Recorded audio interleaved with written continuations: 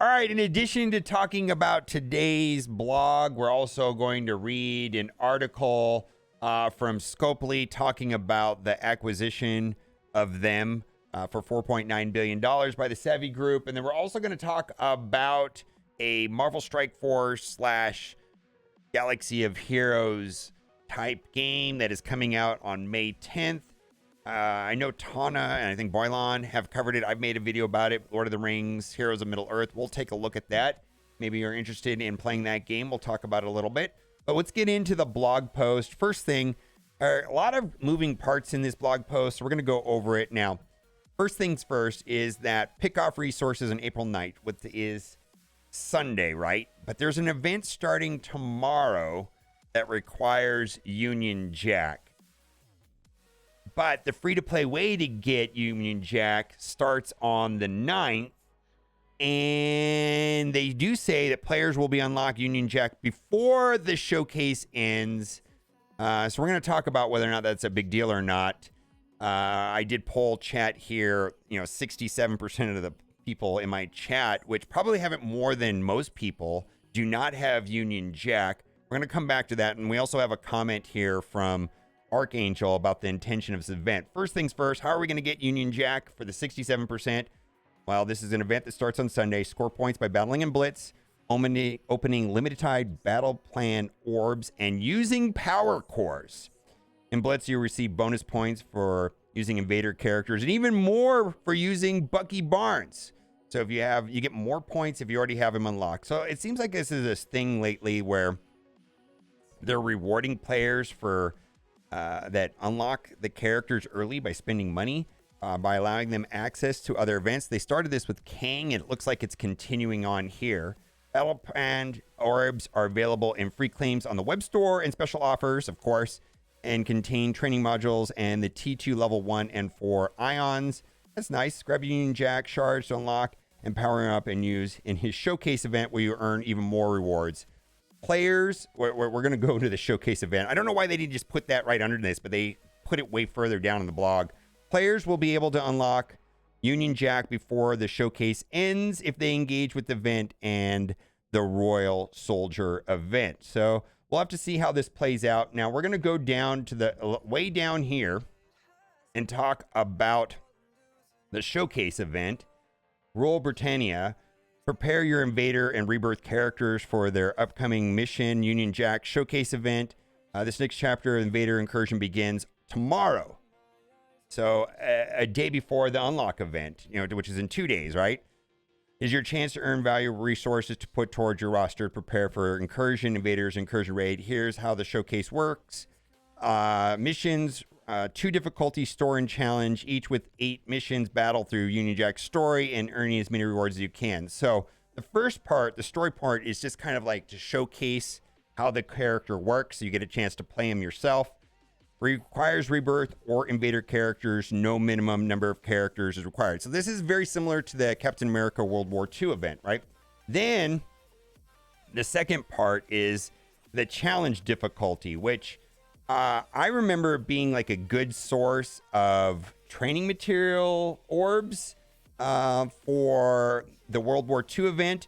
So it requires Union Jack, Captain America World War II, and any combination of 3 Invader or Rebirth characters. All characters used must be equipped with at least gear tier 13. So for the people, the 67% of people that do not have Union Jack unlocked, well, they're not going to have an opportunity to unlock him until the event that starts on Sunday, even though this event starts tomorrow. Then they have to go through the event, unlock him, and upgrade him to gear tier 13 before they can participate in the challenge difficulty. So this is similar to the way that it worked with the World War II. I think this is going to be a thing going forward.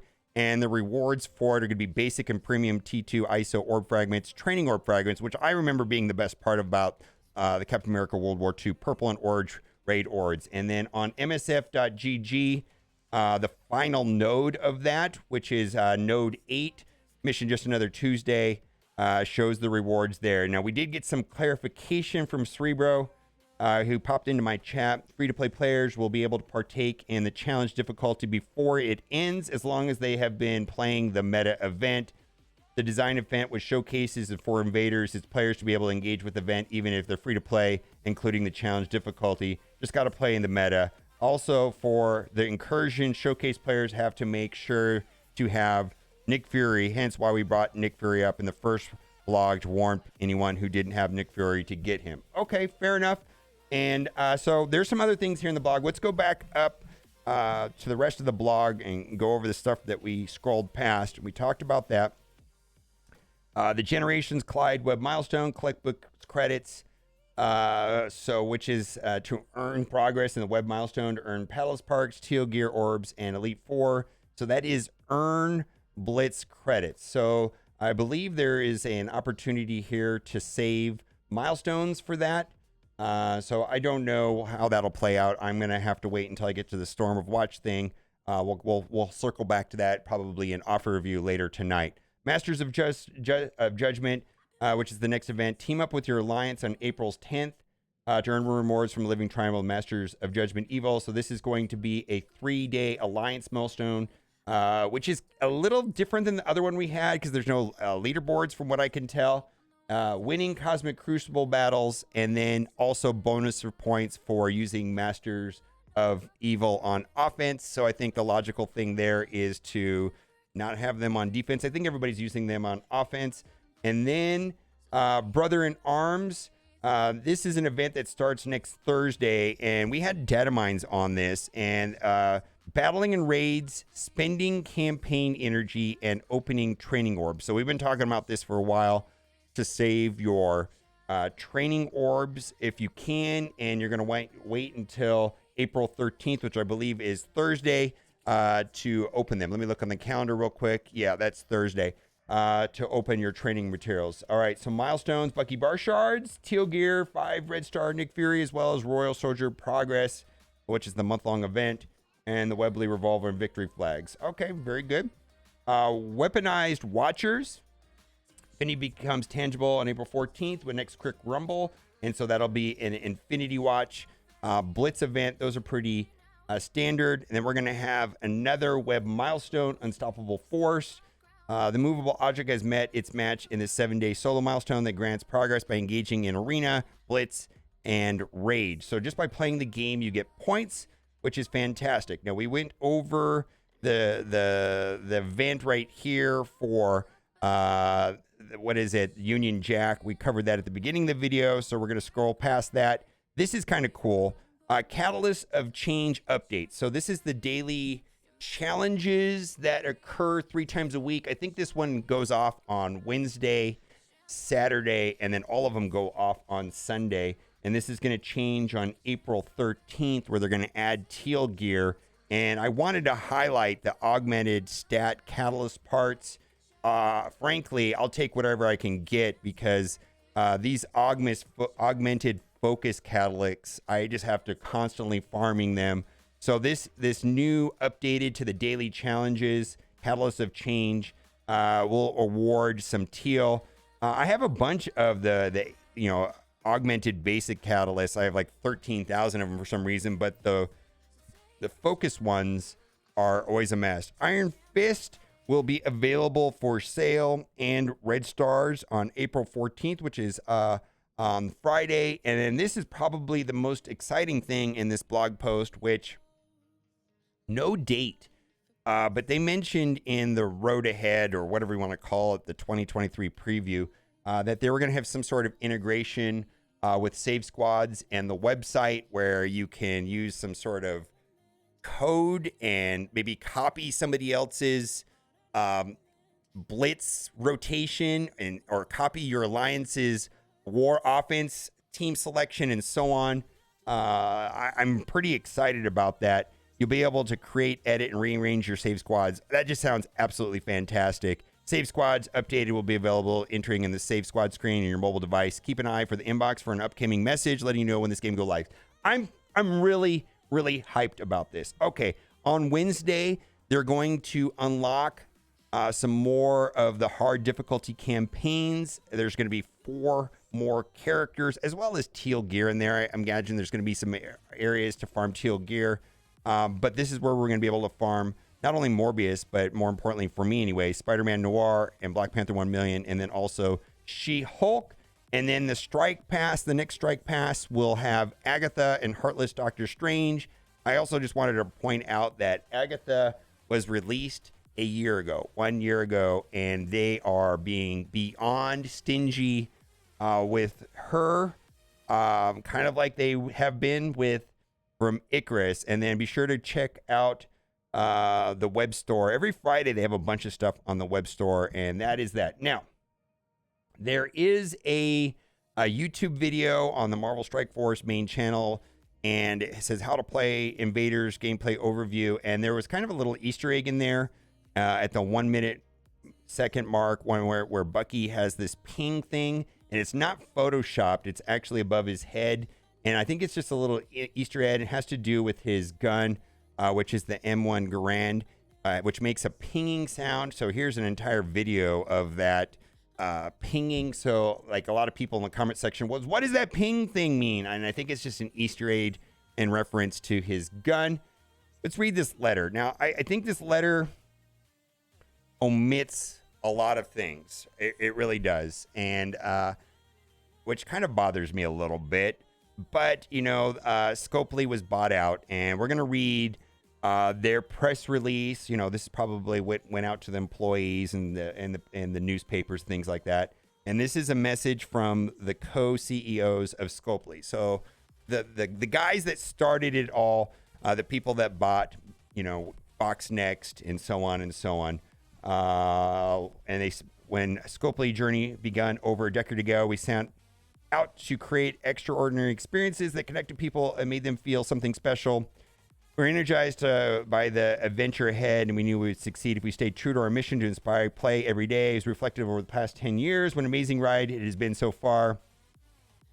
Our North Star has always been to expand the possibilities of play by creating a wide range of experiences from Star Trek Fleet Command to Scrabble, Go, Yahtzee with buddies, and more, is expanding upon our favorites. So all these other games here are companies that they bought. They acquired Marvel Strike Force, Stumble Guys, and Tiki Solitaire Tri-Peaks. I'm not familiar with those games. We take great pride in building games that excite players every day, made possible through the talent and passion of each and every Scopolean? I don't know. That may be Gickle. Our diverse global ecosystem of world-class game studios and our partners. We have experienced growth beyond our wildest imagination, with millions of players now enjoying Scopely games and a team of presence of spanning the globe, uniting both employees and players through a collective love of games. We have been deliberate and purposeful through our journey, never wavering from our mission. And today, we're thrilled to announce our next major step in our journey. We are excited to share that we've signed an agreement to join Savvy Games Group. And then there's a big asterisk on the bottom of this saying that, you know, they're subject to like, I have to read it, but there's an asterisk. There's actually this deal could fall through, you know, based on the government. And I will read that. It's at the very bottom. Led by Chief Executive Brian Ward, which in the other video the other day, I read an article where he was interviewed a year ago, who has deep experience in games and technology from Activision Blizzard to Microsoft and Electronic Arts. Savvy is dedicated to driving significant growth in the games industry by empowering teams such as Scopely. So that is the head of the new Savvy group. Something that they did not bring up, which is on, I believe this is his personal website, or like kind of like looks like it's just BrianWard1.com. And this looks like it has not been updated in a long time. It does mention 2017 or 16, but it mentions that his last adventure before he worked for Savvy Games, the founder and CEO of LotR Interactive, which is basically a skill-based mobile games developer for commercial online wagering and government lottery platforms, as well as other things. For some reason, they always omit that when they talk about what he's known for. They always skip to all this other stuff rather than that. Anyways, I just wanted to point that out. Scopely will become an autonomous operating company, and I like that. I hope that is true.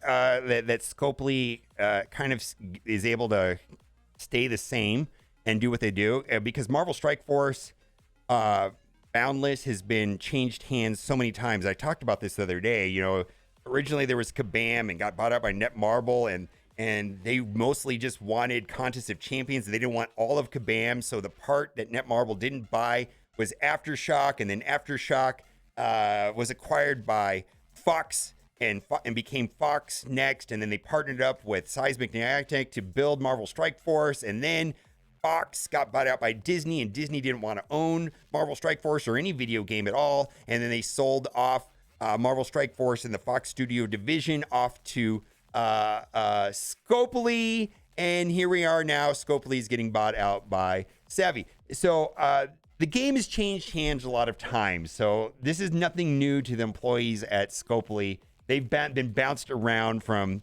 so many different owners, and I hope they continue to be autonomous under the Boundless, and it doesn't really affect us, the players, at all. Savvy Umbrella joining other complementary games companies such as esports brand ESL Faceit Groups through this partnership.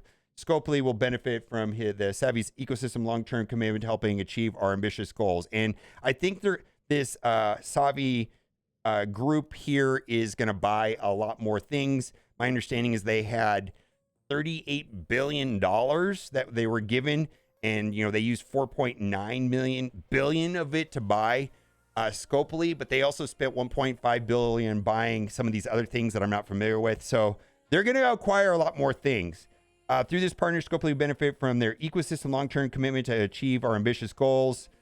Together, we will continue to deliver our strategy, reimagine the future of playing while maintaining the special culture and values that have Scopely, the company we are today. So they've mentioned that they're going to continue being autonomous, and they're going to maintain their special culture and values while admitting that Savvy Games, an esports company that is wholly owned by Saudi Arabia's public investment fund, basically the sovereign fund of Saudi Arabia, now owns Scopely, said the acquisition will strengthen Savvy's global position whilst, that's a fun word, enabling Scopely to accelerate its growth and achievement of its strategic objectives.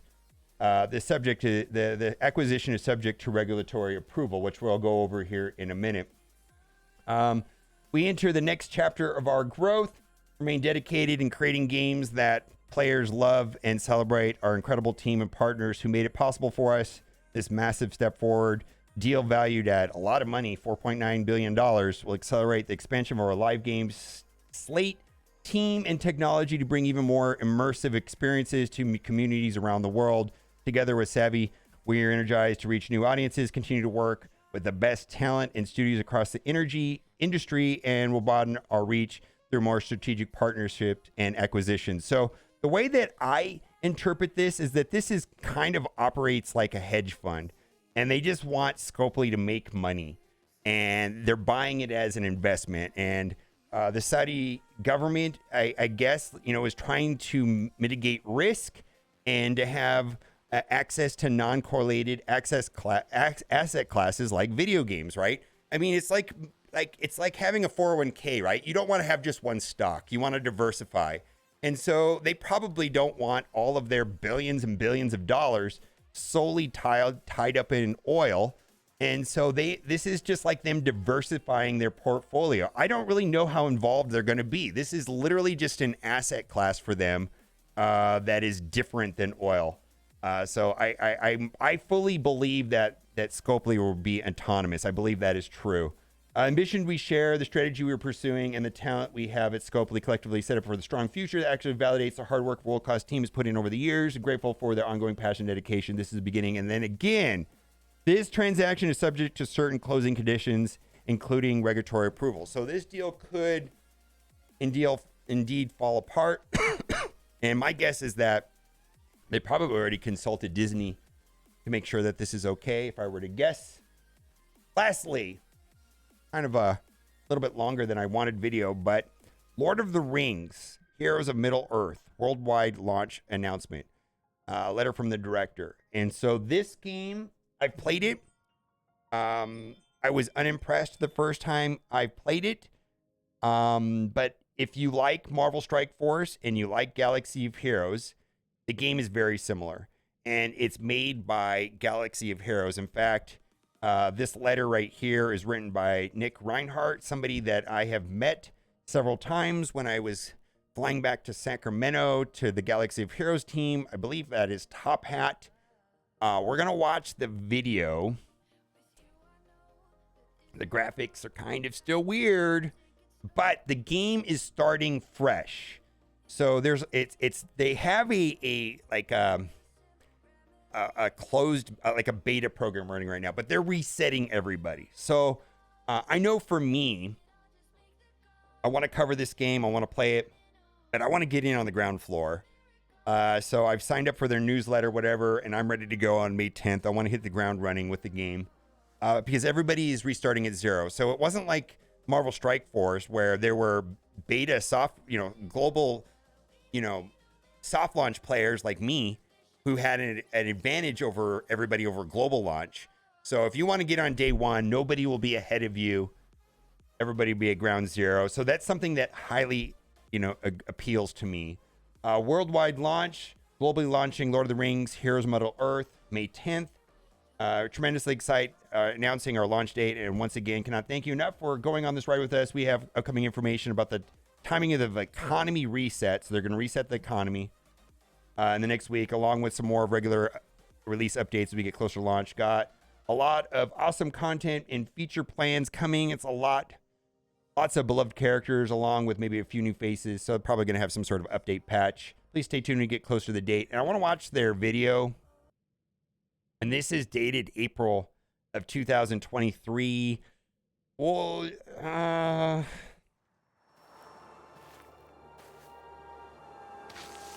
mean, this is not gameplay right here. That's like a cinematic, right?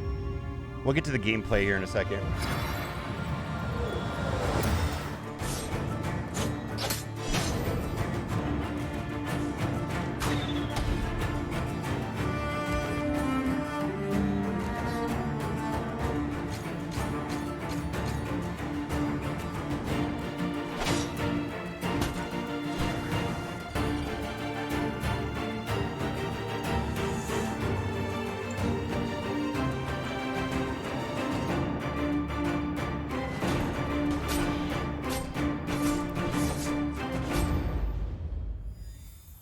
I'll try it out. I know I played it when it first came out. I made a video about it, and I was like, whoa, this is not for me. This looks a little better, but not a lot better. Worldwide launch, questions. It's being released. What regions will be available to download? Now, this is kind of interesting, and I highlighted Belgium because as Lord of the Rings will be available in all countries and their app stores, with exception, and it just seems like straight out of nowhere. Belgium, Iran, Cuba, North Korea, Syria, Eastern Ukraine, Crimea region of Ukraine, Russia, and the People's Republic of China. So it's not going to be available in these countries for reasons some of you can imagine. But I wanted to point out specifically why not Belgium. In Belgium, in 2018, the Belgian Gaming Commission banned loot boxes by threatening legal action against gaming companies with games including loot boxes that do not have gambling licenses. So I'm guessing that is the reason why it's not getting released in Belgium. All right.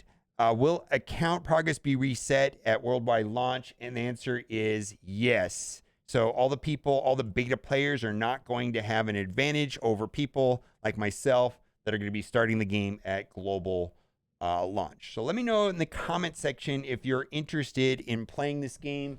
If you're interested in me covering the game. I think Arnold's on board with it as well. He messaged me earlier today about this. And so I like Lord of the Rings. I played Lord of the Rings, and I love the movies, of course. So I'm interested in that. I just hope the game is not too close to EA's business models. I hope that the graphics are a little better. We will have to see, but I'm definitely going to give it a chance. All right, let me know what you think in the comment section. As always, thanks for watching. Keep on gaming. Bye for now.